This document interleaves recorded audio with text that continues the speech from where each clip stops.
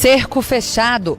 Polícia Civil monta operação para prender membros de facção em 6 cidades do sul de Minas. Os criminosos teriam ligação com os ataques a ônibus e prédios públicos que ocorreram nos últimos dias. Para os infratores, não existe a divisa entre o estado de Minas Gerais e o estado de São Paulo, especificamente, já que nós estamos na divisa. Para as polícias também não. Crise na educação. Professores da rede municipal de ensino em Juiz de Fora cruzam os braços por um salário justo. É um movimento de construção, porque é uma campanha salarial muito dura, que vem se prolongando, é uma continuidade de uma luta que começou ainda em 2014. No futebol, começou hoje o Mundial da Rússia e o comércio espera faturar com os produtos verde e amarelo. A expectativa é boa, sim.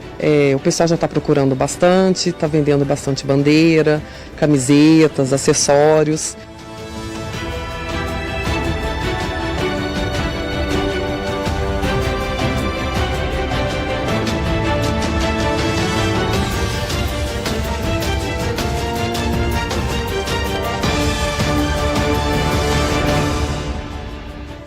Olá, boa noite. O Mais Notícias desta quinta-feira começa mostrando que pelo menos 6 cidades do sul de Minas foram alvo de uma operação deflagrada hoje de manhã pela Polícia Civil. A Força-Tarefa é a resposta a uma facção criminosa que tem comandado ataques contra ônibus e prédios públicos em todo o país, inclusive aqui em Minas Gerais. O dia ainda nem havia amanhecido e os policiais civis já estavam a postos na delegacia. Foram cumpridos 18 mandados de busca e apreensão e também de prisão em 6 cidades do sul de Minas: Poços de Caldas, Pouso Alegre, Caxambu, Botelhos, Extrema e Guaxupé, onde um suspeito foi preso em flagrante por tráfico de drogas. Aproximadamente 1 quilo de maconha que foi encontrado durante o cumprimento da busca e apreensão. E o objetivo desta operação também é importante destacar, que é buscar elementos e mais provas para a comprovação da organização em si. Então, a ligação entre todos os membros dessa organização é importante, que o cumprimento do mandado de busca e apreensão é justamente para buscar mais provas. A Operação Echelon, que significa escalão e faz uma referência à hierarquia que existe dentro da facção criminosa, aconteceu ao mesmo tempo em Minas Gerais, São Paulo e Paraná.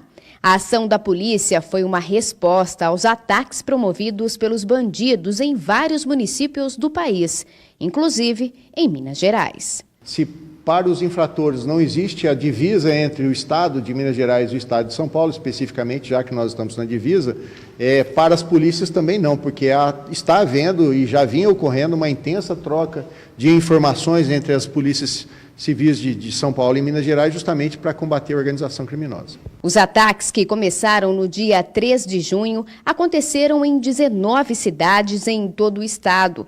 37 veículos, principalmente do transporte público, foram incendiados.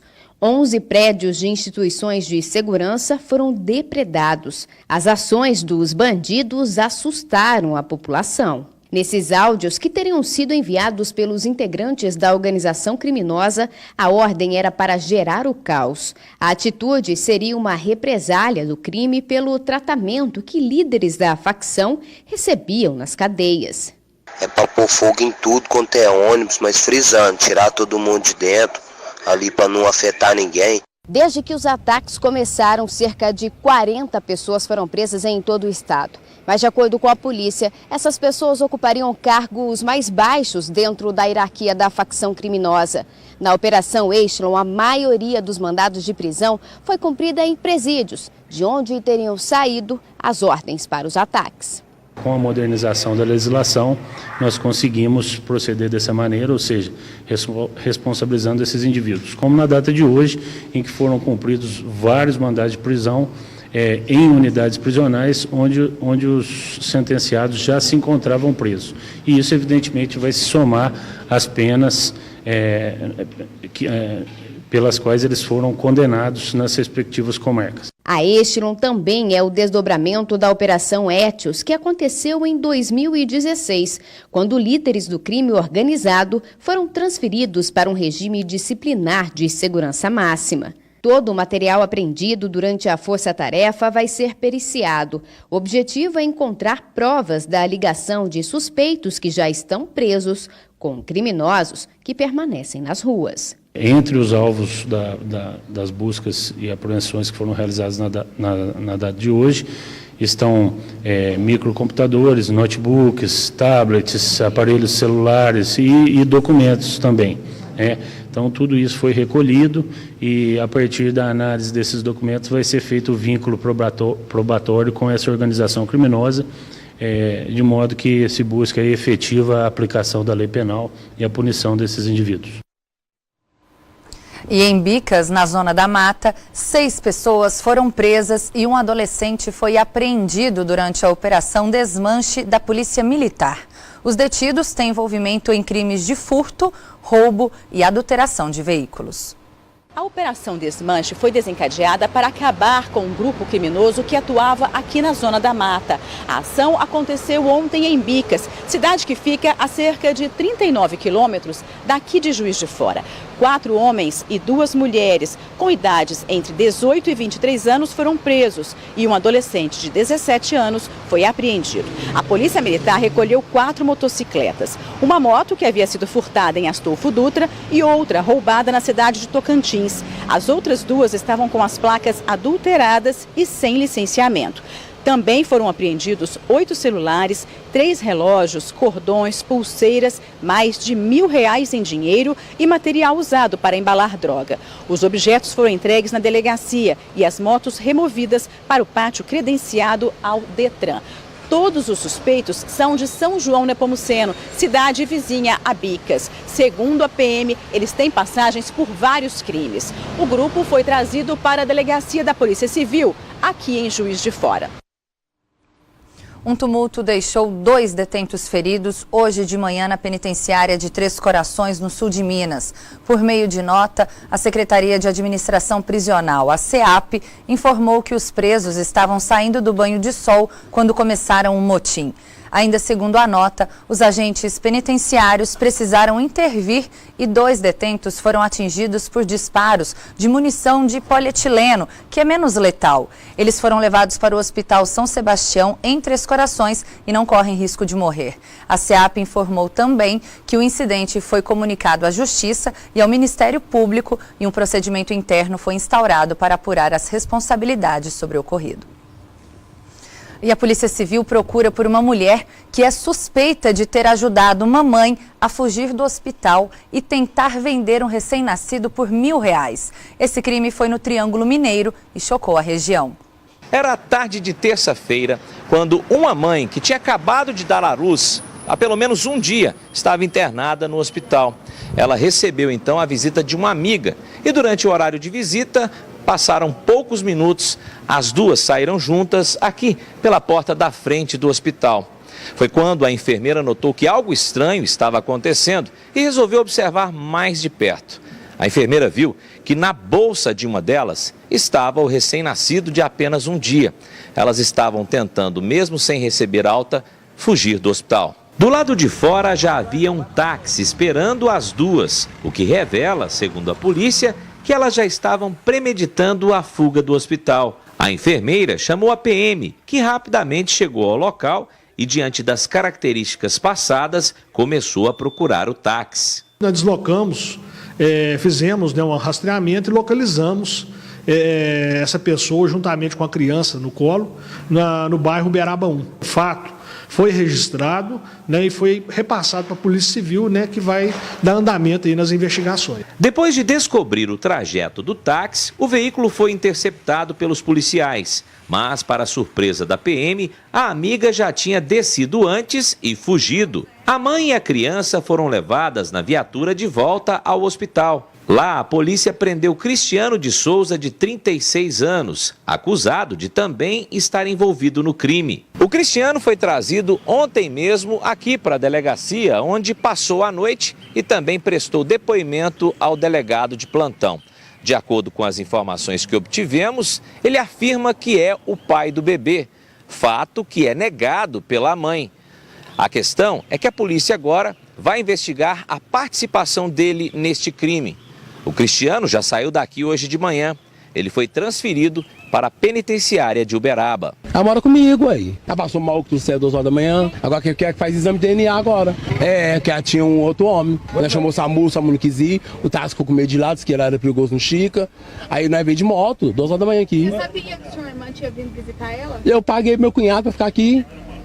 Pra ele não trabalhar, pra ele ficar pra cuidar, porque não podia deixar ela sozinha, porque a Patrícia não tem juízo, tá com medo dela fugir. Essa Patrícia trabalha ou ela é usuária? É usuária de droga. No hospital, ninguém quis dar entrevista sobre o caso. A assessoria emitiu uma nota que confirma que a mãe segue internada, pois não tem condições de receber alta, e que o Conselho Tutelar foi chamado para tomar as providências quanto à guarda do recém-nascido. De acordo com a polícia, a mãe iria vender a filha por apenas R$1.000. O nome da mãe também foi divulgado.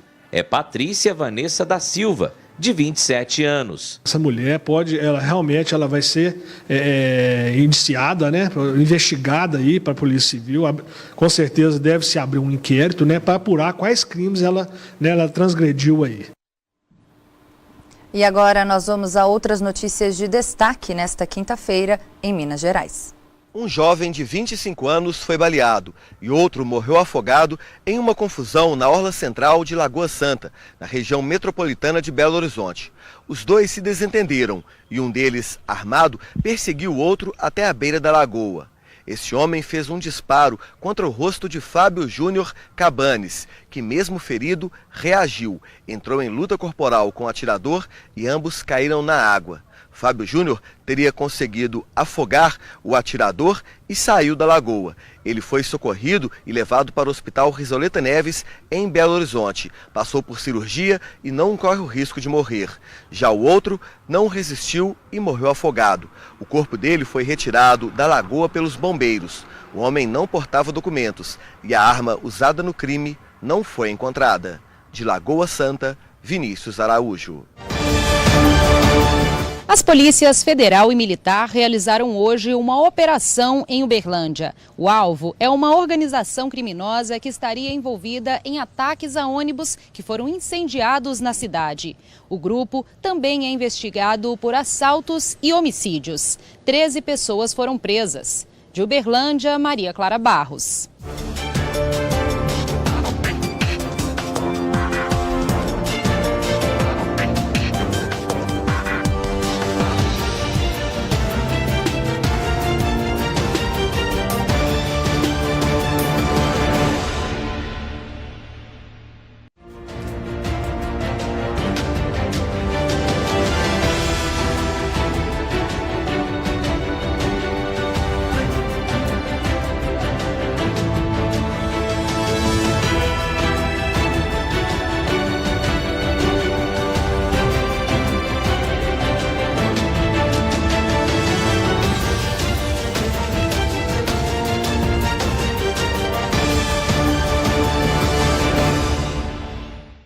Os professores da Rede Municipal de Ensino de Juiz de Fora entraram em greve hoje.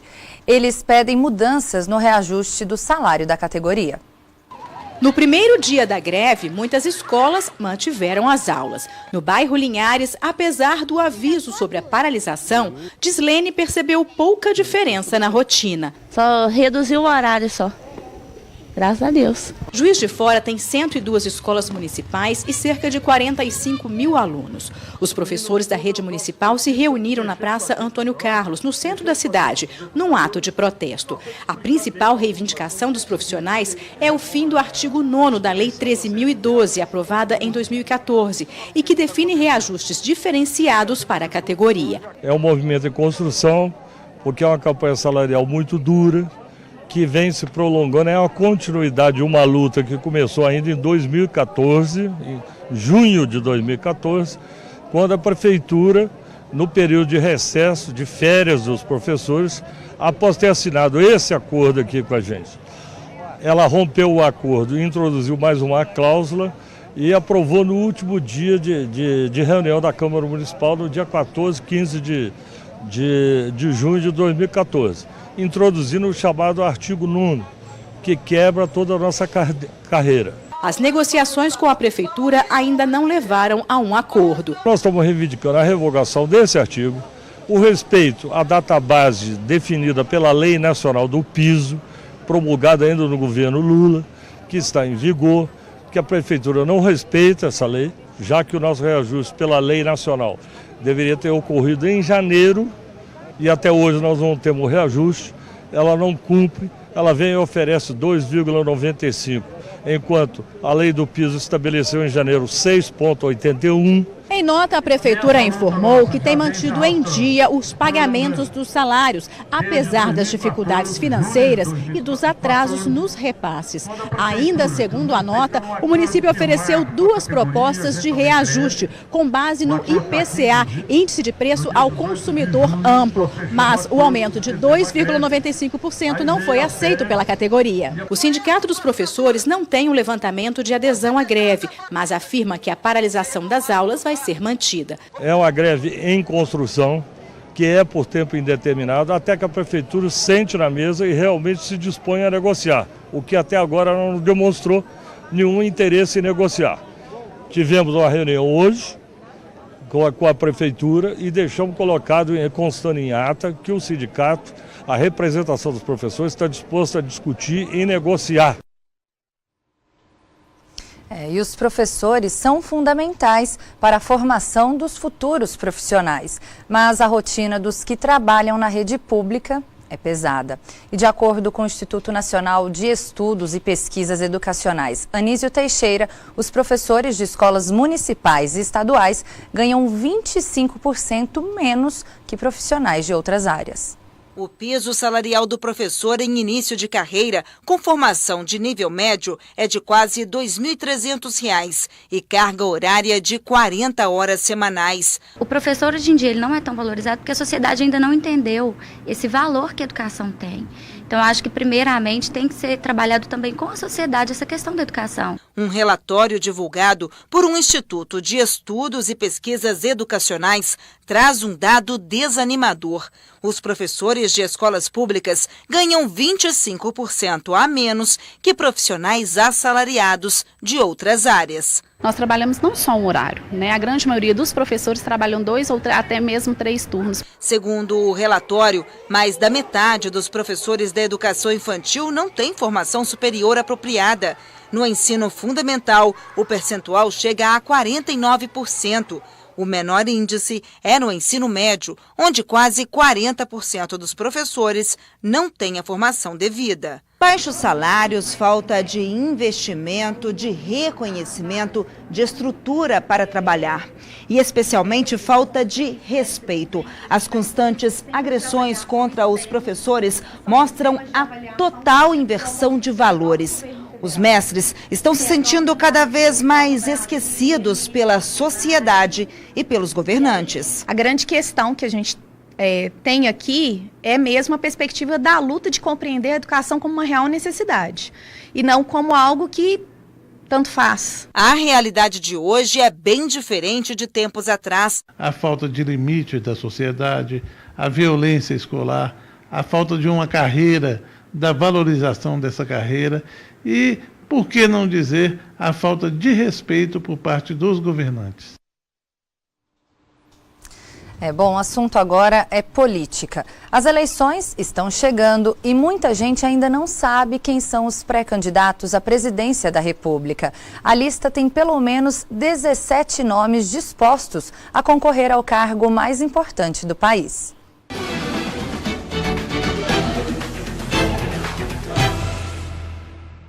Um cenário indefinido e com muitos nomes. O PT insiste em manter o ex-presidente Lula como o pré-candidato do partido, mas com base na lei da ficha limpa, ele deve ser impedido de concorrer pela Justiça Eleitoral. Lula foi condenado a 9 anos e 6 meses de prisão por corrupção e lavagem de dinheiro. Jair Bolsonaro é o pré-candidato do PSC. Deputado federal por 7 mandatos, o capitão reformado do Exército defende posições conservadoras. A ex-ministra Marina Silva, da Rede, pretende disputar o cargo pela 3ª vez. Defensora do meio ambiente, ficou em 3º lugar nas 2 últimas eleições. Governador de São Paulo por 3 vezes, Geraldo Alckmin, do PSDB, já foi candidato à presidência e deve concorrer outra vez. Já o ex-governador do Ceará, Ciro Gomes, do PDT, foi ministro da Fazenda e da Integração Nacional. Deve disputar a presidência pela 3ª vez. O empresário Flávio Rocha, do PRB, vai concorrer pela primeira vez à presidência. Eleito 2 vezes deputado federal, o pré-candidato foi presidente de uma das maiores redes de lojas de roupas do país. O ex-ministro da Fazenda de Temer, Henrique Meirelles, do MDB, deixou o cargo para tentar ser o candidato do governo. O presidente da Câmara, Rodrigo Maia, do DEM, também aparece na lista de pré-candidatos. Atualmente com mandato de senador, o ex-presidente Fernando Collor, do PTC, que sofreu um impeachment por denúncias de corrupção, pretende voltar ao Palácio do Planalto. A crise econômica e as denúncias de corrupção aumentaram a lista de pré-candidatos. Nomes ainda desconhecidos da maior parte da população brasileira que tentam se firmar como uma opção. Os futuros candidatos precisam convencer o eleitor de que são a solução para os problemas do Brasil. Mais do que um salvador da pátria, o que os eleitores estão procurando é alguém que possa trazer uma ordem, uma estabilidade política para que a vida deles melhore. Guilherme Boulos, do PSOL, é o mais jovem entre os pré-candidatos. É conhecido por liderar o movimento dos trabalhadores sem teto. O senador Álvaro Dias, do PV, tem longa carreira política. Ex-governador do Paraná, foi deputado estadual e federal e agora quer a presidência.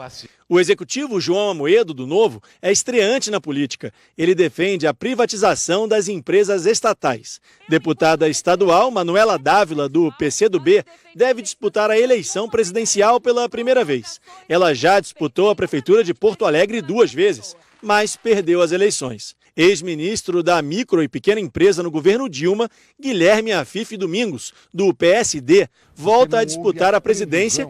O empresário do PR, Josué de Alencar, filho do vice de Lula, José Alencar, que morreu em 2011, também aparece na lista de pré-candidatos.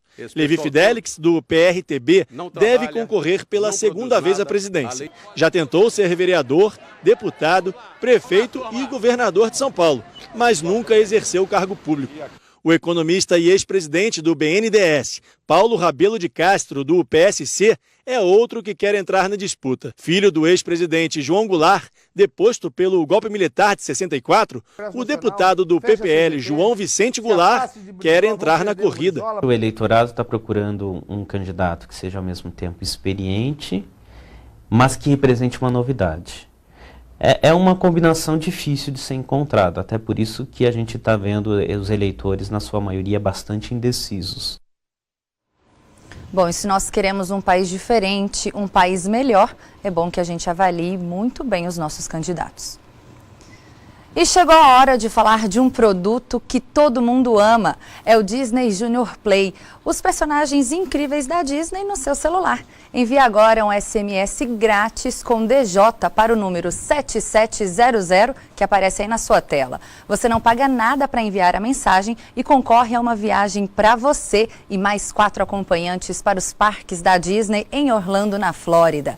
Envie agora DJ para 7700 e concorra a uma viagem para a Disney com tudo pago para você e sua família. Tem vídeos, jogos e tem sorteio de uma viagem dos sonhos. Disney Junior Play, Universo Disney no seu celular. E vamos agora à previsão do tempo e um rápido intervalo.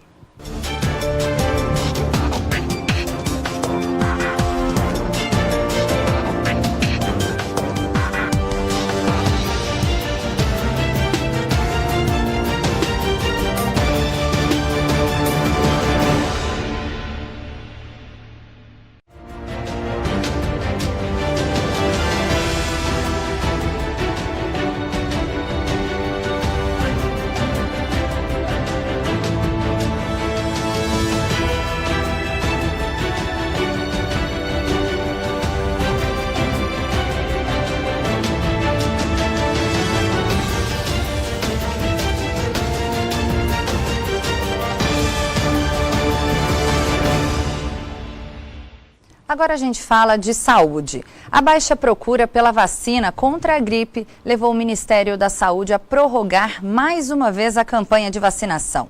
A ação, que terminaria amanhã, vai continuar até o dia 22 de junho em todo o país. Segundo a Secretaria de Estado de Saúde de Minas Gerais, a cobertura vacinal no estado ainda está abaixo da meta. No último levantamento divulgado há uma semana, 80,5% do público-alvo tinha recebido a vacina.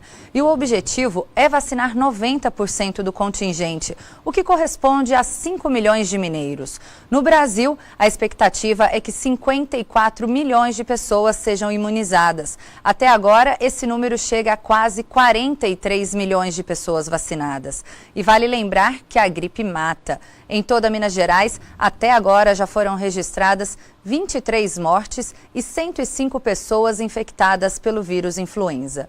Pessoas a partir de 60 anos, crianças de 6 meses a 5 anos, trabalhadores da área da saúde, professores da rede pública e privada, povos indígenas, gestantes, mulheres que acabaram de dar à luz, presidiários, adolescentes e jovens em medidas socioeducativas, além dos funcionários do sistema prisional, podem receber a vacina. As doses estão disponíveis gratuitamente em todas as unidades do Sistema Único de Saúde, o SUS. E ontem você viu aqui no Mais Notícias que os médicos do Hospital de Pronto-Socorro João 23, em Belo Horizonte, estão em greve. Hoje você vai ver que quem procurou atendimento médico no Hospital Júlia Kubitschek, também na capital, teve que voltar para casa. Os atendimentos foram suspensos por falta de insumos. Cartaz na entrada da unidade de emergência do Hospital Júlia Kubitschek, no Barreiro, em Belo Horizonte, informa sobre a falta de insumos. O atendimento dos casos considerados de pouca urgência foi interrompido. Seu José tem 76 anos. De longe, flagramos o idoso saindo do hospital com a ajuda do filho. Ele não foi atendido. No banco de trás do carro, com fortes dores abdominais, seu José se esforçou para falar. O senhor veio procurar atendimento e não conseguiu? Atendimento rápido, urgência, não conseguiu, não. Jesus foi orientado a levar o pai para uma UPA, geralmente unidade com menos estrutura que a de um hospital. Hoje não tem atendimento de urgência. O hospital não está dando conta da demanda, então, e está encaminhando para a UPA.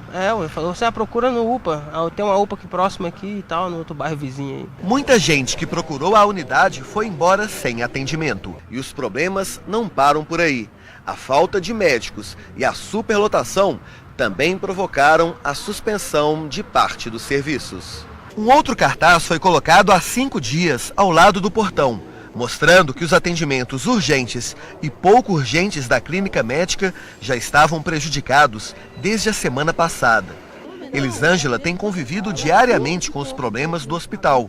A mãe dela está internada na unidade de emergência com pneumonia, pela segunda vez. Minha mãe teve internada aqui há 2 meses. Da outra vez estava até melhor, agora dessa vez não está não, viu?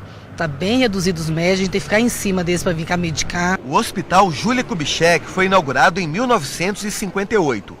Este ano, a instituição completa 60 anos de serviços prestados aos belo-horizontinos e aos moradores do interior de Minas. Pelo jeito, a idade chegou e a saúde já não é mais a mesma. A FHEMIG, Fundação Hospitalar do Estado de Minas Gerais, admitiu o problema e disse que está remanejando insumos de outras unidades para atender a demanda do Hospital Júlia Kubitschek. Uma boa noite de sono pode evitar muitas doenças e até prolongar a vida. Mas a forma errada de dormir tem efeito contrário e pode trazer problemas na coluna e até dor de cabeça.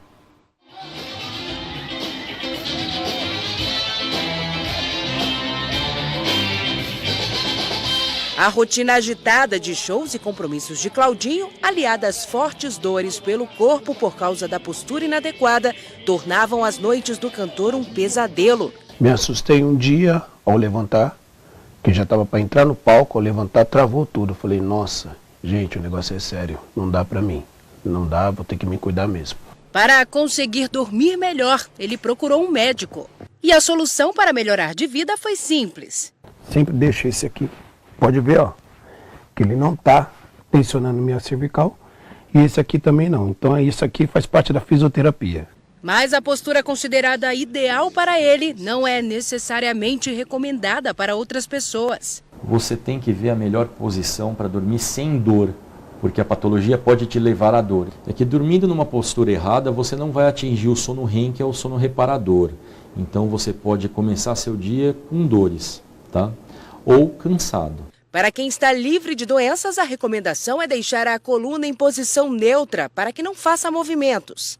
E o travesseiro é o melhor aliado. Debaixo da cabeça ele deve ter a altura dos ombros. Para o quadril ficar um pouco mais alto, um travesseiro pode ser usado e um terceiro deve ser colocado entre as pernas. Dormir de bruços é a pior posição para se dormir. Existem exames capazes de identificar os problemas de cada paciente durante o sono. Existe um exame que chama polissonografia, que é feito para ver qual é a qualidade que você tem de sono, quantos despertares noturnos você tem, se você tem apneia, se não tem. Cada sintoma que o paciente tem tratamento específico. Então é muito importante que se passe numa avaliação para saber o porquê que ele não está chegando a um sono reparador, um sono de boa qualidade. Exercícios para fortalecer os músculos e alongamentos também são fundamentais para melhorar a postura e contribuem bastante para uma boa noite de sono. O trabalho de alongamento, o trabalho de RPG, a gente vai trabalhando na postura e é onde a gente vai levando a qualidade de vida. Então, só com exercícios, alongamento e finalizando com a massagem. O cantor pratica pelo menos 2 vezes por semana. A postura está melhor e as dores ficaram para trás. Os exercícios, na verdade, eles são para fortalecer. Ainda mais a minha lombar, né? Que ela estava doendo muito. As pessoas acabam deixando de praticar atividade física por conta de medo ou falta de tempo, acha que vai doer. E quando começa a fazer um trabalho de alongamento bacana, legal, onde se sinta melhor a qualidade de vida, não quer largar mais, né? Porque quem quer viver com dor, conviver com a dor? Ninguém quer conviver com a dor, né? Olha que boa notícia. A Fundação Ezequiel Dias vai produzir um medicamento para tratamento da hepatite B. Até agora, os pacientes só contavam com um remédio importado. E o que é melhor, será distribuído pelo SUS. Tudo começa nesse equipamento. O medicamento é colocado ainda em pó e aos poucos vai se transformando em comprimidos que salvam vidas. Mas para chegar nessa fase demorou. Foram anos de testes na Fundação Ezequiel Dias. A gente começa com testes em escala laboratorial no desenvolvimento farmacotécnico. São lotes pequenos, cerca de 100 gramas, 200 gramas só de produto. Em seguida a gente faz o desenvolvimento da parte analítica. Depois a gente faz um lote em escala maior, em escala industrial. Seria um lote de 90... O nosso lote foi de 98 quilos. E 350 mil comprimidos, o lote. Depois disso, a gente manda esse lote para laboratórios acreditados pela Anvisa para fazer testes, tanto em escala laboratorial também, quanto testes em humanos. O remédio é o Entecavir, usado para combater a hepatite B crônica. Até hoje, o Brasil precisava importar o medicamento. Só tem uma empresa que fornece, então o preço ele varia muito. Com a produção da FUNED, vai ser um produto bem mais barato para o Ministério da Saúde, além de fornecer a produção nacional, né, do produto. O medicamento começou a ser desenvolvido aqui no laboratório da Fundação Ezequiel Dias em 2014, a partir do remédio referência, que é importado. Depois de todos os testes, na última segunda-feira, finalmente foi homologado pela Anvisa. E a expectativa é de que nos próximos meses seja distribuído gratuitamente pelo SUS. A hepatite B é uma doença crônica, então o paciente ele vai fazer uso desse medicamento ao longo de toda a vida. Mas ele é capaz de reduzir os sintomas da doença e a pessoa ter uma qualidade de vida muito melhor. A hepatite é uma doença que pode ser sexualmente transmissível e, se não controlada, pode levar à morte. A Liliana foi contaminada pela doença e sabe a importância de um bom tratamento. Quanto mais cedo a pessoa descobrir, quanto mais cedo ela puder ter acesso a essa medicação para a cura, vai ser sim um grande benefício, né?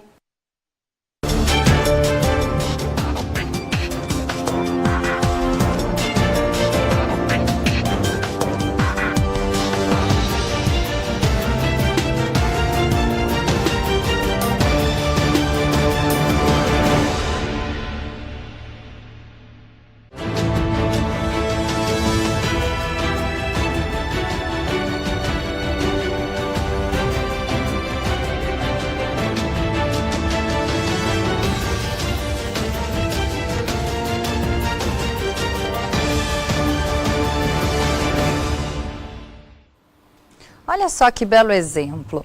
Uma mulher que nasceu no norte de Minas é destaque nos Estados Unidos. Aline Pereira, de 27 anos, mora no país há 2 anos. Ela trabalha como faxineira e nas horas vagas faz um trabalho de ativismo em defesa dos negros. Amanhã ela vai falar sobre um tema em uma palestra que será realizada em Nova York. Aline Parreira tem 27 anos e é natural de Manga, no norte do estado. Apesar de ter nascido em uma cidade pequena, que tem cerca de 20 mil habitantes, ela ganhou o mundo.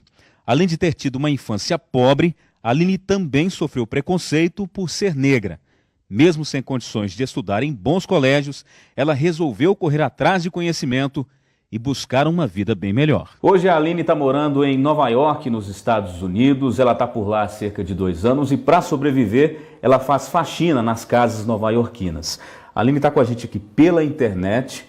Conta pra gente, por que você foi embora para os Estados Unidos, deixando aqui o norte de Minas, Aline? Olha, eu vim embora para cá, uma das coisas que me ajudou, né, a vir para os Estados Unidos, foi esse regime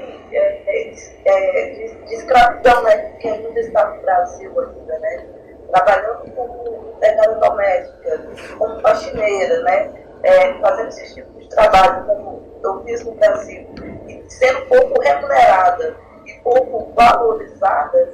Então eu optei por ir para os Estados Unidos, onde aqui o serviço é bem mais valorizado, bem remunerado. A história dela tem chamado muita atenção. Recentemente, Aline foi convidada para falar sobre a história de vida dela durante uma palestra em uma universidade americana que fica em Nova York.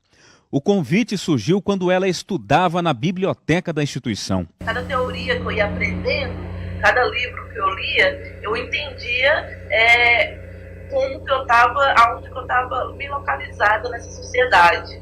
E com tudo isso, o objetivo maior é unir, né, esse conhecimento prático do teórico, né? É igual o meu orientador fala, o conhecimento teórico ele não pode estar separado do prático, e nem o prático pode estar separado do teórico, né? Então é mostrar para esse público, né, como os dois conhecimentos eles não podem ser separados, e o quanto que é importante, né, esse conhecimento ele ser difundido, de estar sendo mais valorizado. Aline também é ativista e está sempre envolvida em causas sociais. Sempre estive presente próximo da comunidade negra nova-iorquina, americana. Sempre estive em contato com esses povos, e tudo isso foi me fortalecendo e foi contribuindo para que esse convite, né, dessa palestra. A vida fora do Brasil abriu um campo de oportunidades. Hoje, ela tem mais tempo para se dedicar aos livros e, inclusive, já aprendeu a falar bem o inglês. A ativista estudou até o ensino médio. Aline afirma que já conquistou muitas coisas e que o sonho dela é poder ajudar brasileiros que tenham passado pelos mesmos problemas. É uma luta constante, né, de que cada um tem que fazer. Igual muita gente fala, mas eu faço isso, eu luto contra isso, né? Eu sempre falo, mas tá pouco. A gente tem que lutar, mas tá pouco, né? Que bacana. O Mundial da Rússia já começou e as lojas estão cheias de produtos com as cores da nossa bandeira. Apesar do vexame da última Copa, os comerciantes estão otimistas. As cores verde e amarelo tomam conta das fachadas e vitrines de muitas lojas. Já começou a procurar a bandeira, né? Acessórios para carro, né? Essas perucas também, bastante acessórios. Por enquanto eles estão procurando mais bandeira. Bandeira que está saindo mais por enquanto? Isso, bandeira é o que mais está saindo. E olha que o que não falta é opção. São vários modelos de perucas, chapéu, brincos, pulseiras. E para combinar com esse clima mais friozinho, tem até cachecol. A Milene afirma que os acessórios são indispensáveis. Faz bem diferença, porque aí você vai mais animada, você se diverte, né? E você dá uma força para a Copa, para ela poder, né, ver se o Brasil arranca, né? Dessa vez vai, né? E claro que também tem vários tipos de cornetas. Elas caíram no gosto dos torcedores depois do sucesso das vuvuzelas na Copa da África do Sul em 2010. Por menor que sejam, elas garantem a animação da festa, ou pelo menos, muito barulho. A dona da loja afirma que as vendas dificilmente vão superar as de 2014, ano em que o Brasil sediou a Copa. Mas Kelly está otimista. A expectativa é boa, sim.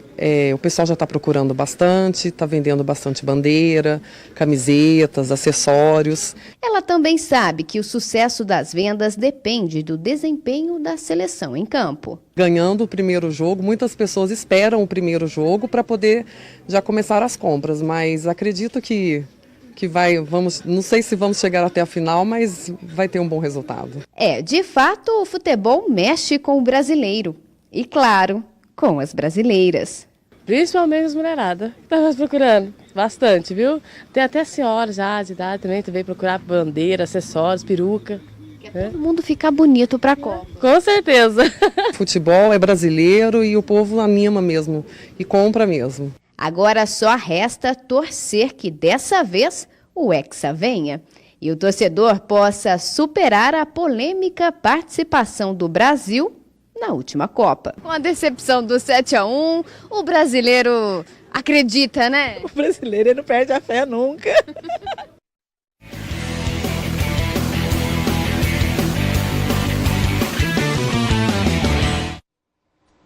No jogo de estreia da Copa da FIFA, a anfitriã Rússia goleou a Arábia Saudita por 5-0. Amanhã serão 3 jogos. Às 9 da manhã, o Egito joga contra o Uruguai. Ao meio-dia, Marrocos e Irã se enfrentam. E às 3 horas da tarde, um dos jogos mais esperados da abertura dos grupos. Portugal e Espanha se enfrentam logo na primeira rodada. Lembrando que o Brasil faz a estreia no domingo, às 3 horas da tarde, contra a Suíça. E agora o assunto é Campeonato Brasileiro. Terminou ontem a 12ª rodada da competição. Agora tem a parada para o Mundial da Rússia. O Atlético venceu o Ceará de virada no Independência e voltou para a vice-liderança do Brasileirão. O torcedor do Atlético encheu o estádio Independência e viu o time encurralar o Ceará, último colocado do campeonato. No primeiro ataque, Ricardo Oliveira cabeceou em cima do goleiro Everson. Aos 20 minutos, Casares invadiu a área sozinho e chutou pressionado. Na sobra, Blanco perdeu um gol incrível. O Ceará ameaçava apenas nos contra-ataques. Em um deles, Samuel Xavier acertou a trave do goleiro Vitor. O Atlético voltou para o segundo tempo decidido a abrir o placar. Ricardo Oliveira chutou e Everson defendeu. Depois foi a vez de Blanco chutar. A defesa salvou e na sobra, Ricardo Oliveira não conseguiu marcar. E quem saiu na frente foi o Ceará. João Lucas cruzou e Naldo fez 1-0. Não deu tempo nem de comemorar. Roger Guedes recebeu na entrada da área e chutou rasteiro. 1-1. 9º gol do artilheiro do campeonato. O Atlético aumentou a pressão e chegou à virada. Ricardo Oliveira, em posição irregular, tocou para Luan, que chutou na saída do goleiro. 2-1 aos 45 minutos, para a festa da torcida. Com esta vitória, o Atlético vai para a parada para a Copa do Mundo, na vice-liderança do campeonato, 4 pontos atrás do Flamengo.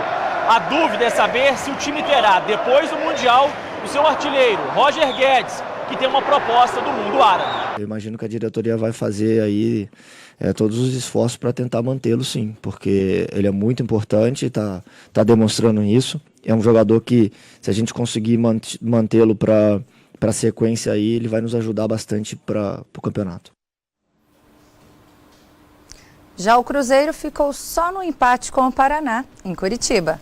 No primeiro tempo, tanto o Paraná quanto o Cruzeiro criaram pouco. Destaque para a bela jogada de Raniel, mal concluída por Robinho. Manquejo também tentou deixar o dele, No segundo tempo, Raniel apareceu mais uma vez no ataque, mas Robinho chutou para fora de novo. Aos 17 minutos, o técnico paranista Rogério Micali reclamou e foi expulso pela arbitragem. 1 minuto depois, o estreante Patrick Bray foi lançado e derrubado na área. Pênalti para o Cruzeiro. Convertido em gol por Rafael Sobis. A festa da torcida celeste durou pouco. Aos 30 minutos, cruzamento da direita e Silvinho deixou tudo igual. Final, Paraná 1, Cruzeiro também 1. Para mim fica nítido que deixou escapar os 3 pontos, porque jogou melhor, controlou o jogo e sofreu um gol de uma equipe que não deu um chute a gol, né? Então realmente a gente sai chateado. E no jogo Palmeiras e Flamengo houve muita confusão. Durante a partida, os times estavam jogando equilibrado, esperando o erro do adversário, até que no finalzinho do jogo os ânimos se exaltaram e 6 jogadores foram expulsos. Houve empate tanto nas expulsões, 3 para cada lado, quanto no resultado, tudo igual, 1-1. Foi o Palmeiras jogando por todos e todos torcendo contra o líder Flamengo. 6 minutos de jogo apenas e o primeiro gol. Cruzamento de Dudu, passe de Bruno Henrique e a conclusão de William. O Palmeiras mostrou força, pressionou, mas não conseguiu aumentar a vantagem. Quem não faz, você sabe, lamenta. Depois do escanteio, Matheus Tuller empatou de cabeça. A despedida dos atacantes Felipe Viseu e Vinícius Júnior, que vão jogar na Europa, poderia ter sido com vitória, mas num ataque só, eles perderam 2 chances incríveis e poderia ter sido sem tumulto. Depois de uma disputa de bola, Dudu e Cuejar se desentenderam. A partir daí, começou uma troca de agressões que envolveu os demais jogadores que estavam em campo e os reservas também. Dudu, Jailson e Luan do Palmeiras, Cuejar, Henrique Dourado e Jonas do Flamengo foram expulsos pelo juiz Braulio da Silva Machado. A noite de confusão e briga acabou sendo melhor para quem está em primeiro lugar. Os jogadores aqui sabem que é muito difícil esse campeonato e a gente tem tudo para poder trabalhar os erros agora nesse período, melhorar para que no segundo semestre a gente possa continuar nesse ritmo. O Palmeiras terminou esta fase do campeonato em 6º lugar, com a obrigação de melhorar quando a bola voltar a rolar. Agora é trabalhar para que a gente possa voltar mais forte e nesses 6 jogos restantes tentar buscar o maior número de pontos possíveis. No Recife, Sport e Grêmio empataram em 0-0. Veja também outros gols da rodada.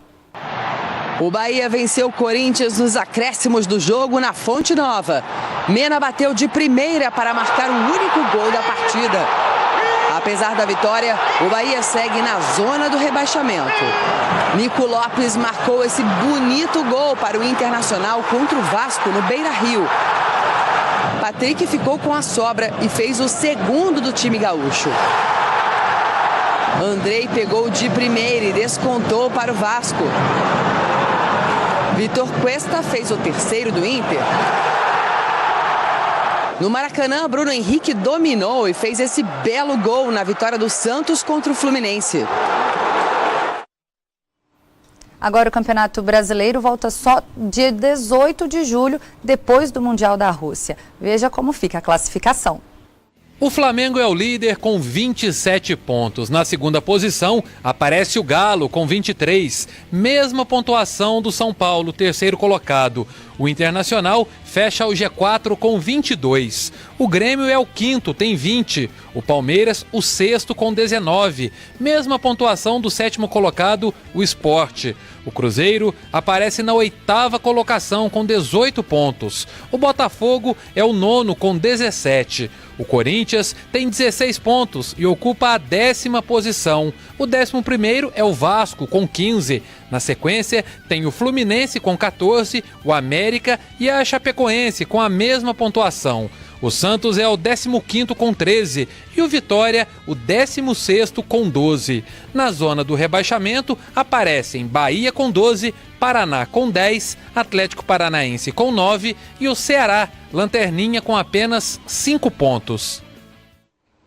E Belo Horizonte foi confirmada hoje pela CBF como uma das sedes da Copa América de 2019.